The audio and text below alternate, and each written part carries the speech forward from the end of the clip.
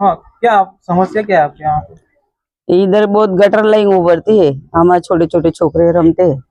हाँ, इसको इसको पोलिया हो क्या हुआ, ये बहुत गंदगी निकलती है बाहर।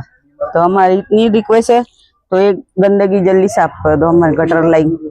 हमने 2-3 बार अर्जी दी थी, आए नहीं। आए कल 2 जन, वो पाइप डाल के चले गए, कुछ हुआ नहीं उससे। आज सवेरे तो सब निकलता था बाहर। कब पानी निकलता ज्यादा? सुबह नल आते ना तब निकलता। क्या नाम आपका? आशा बेन। हो गया बस। हाँ, શું સમસ્યા છે?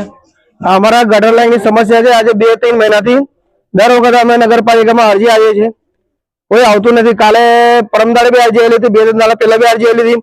કાલે 2 જણા આવ્યા હતા, પીધેલી હાલતમાં હતા 2 જણા, ખાલી પાઇપ નાખીને જતા રહ્યા। તો આજે બી પાછા ગયા પંચાયત નગરપાલિકામાં, તો એવું કહે છે કે 2 દાડા પછી માણસ આવશે। આમાં નાના છોકરાઓ બીમાર પડે છે।